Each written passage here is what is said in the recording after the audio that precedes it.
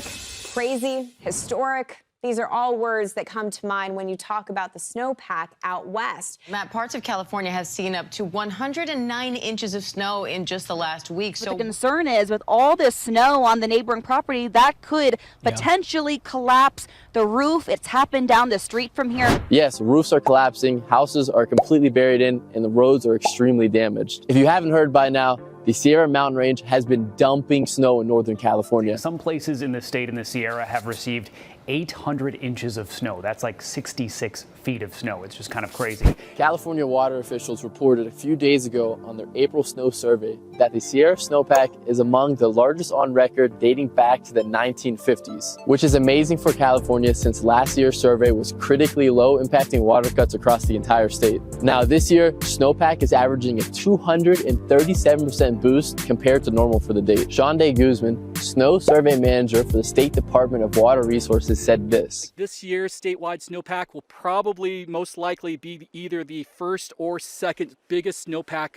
on record dating back to 1950. Which is absolutely insane, but now areas like the Tulare Lake Basin are at extremely high risk of flooding moving into the spring and summer. But for now, we have to deal with all this snow. At the Kirkwood Mountain Resort, where I work, homeowners have been getting demolished by the consistent heavy storms. Houses and driveways are completely buried in. Since it's time sensitive, anybody capable has been digging everything out. Let me show you what we're dealing with. This is getting to one of the properties that we're doing right now, shoveling out. Look at all this snow. This is about 25 feet off the ground. This house is completely buried. Here, we're not taking all the snow off the roof. We're trying to relieve some pressure. We've got to build almost like a canal right over here, down off to get the pressure off the side of the house because it's shifting the house and pushing it. I want to get to digging, and I'll show you guys what it's looking like after.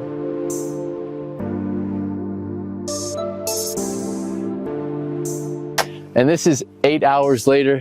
We finally got down to the top of the roof just to get the sidewall, this like big glacier berm pressure off from the roof.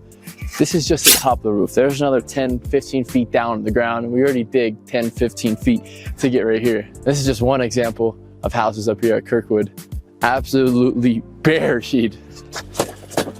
Next job, we gotta get the snow off the roof here, crush it down, too much pressure on top right here as this opening. Then we're gonna scoop it out of here, but this is the before.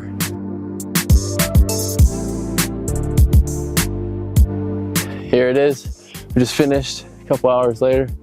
Knocked all this snow off right on this railing here. It may not seem that crazy, but if you look over here at all this snow that we dug out, I mean, you tell me, look how much snow that is. Hundreds of pounds of snow in there. That much snow. Out here saving houses. This job site, we gotta separate all this snow, this berm glacier over here, off of the roof right here. Goes all the way across. But this is the before.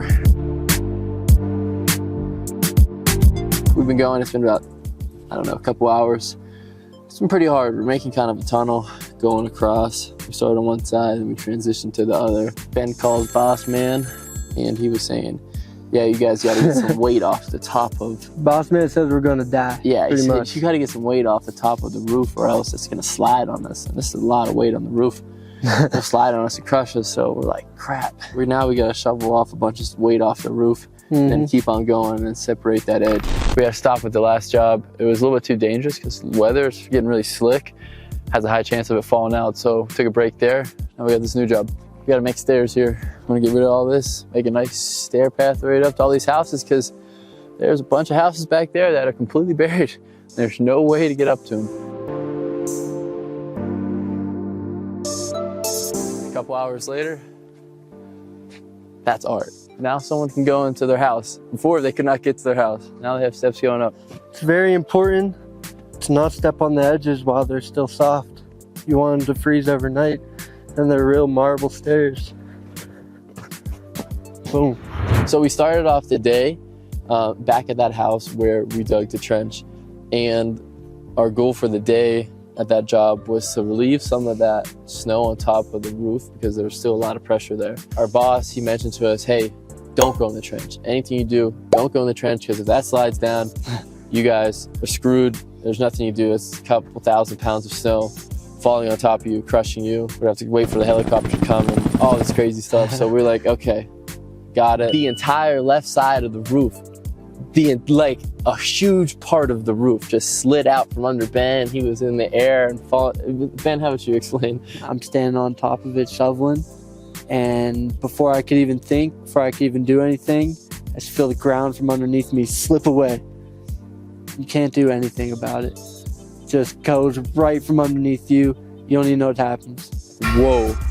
Like, that could have been bad. That could have been really bad. So Respect it, baby, respect it. yeah, there's a respect that we're coming out after today with, and just an appreciation of life, because it can, that's dangerous. That was scary. Yeah, it happened so quick. Oh my God. So quick.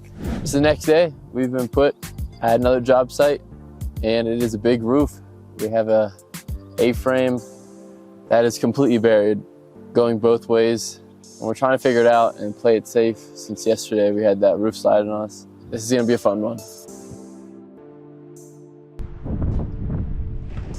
Oh 10 hours later, dug down a couple feet. A lot of work. All the snow is all around here now.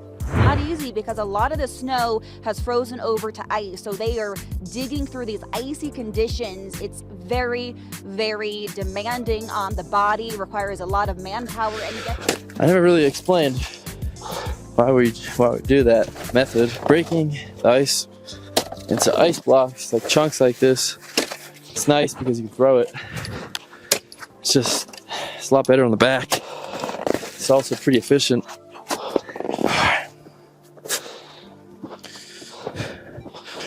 Another 10-hour day.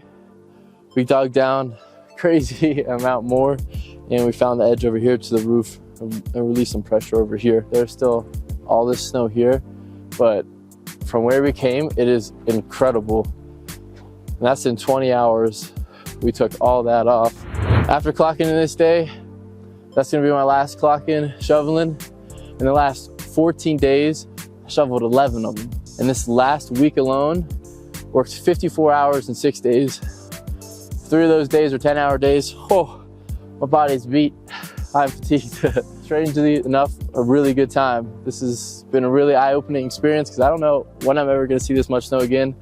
So thank you, Sierras and Tahoe, for this amazing snow. It's been an honor. Thank you for watching the video. I really enjoyed this one. If you liked it, give us a thumbs up, subscribe.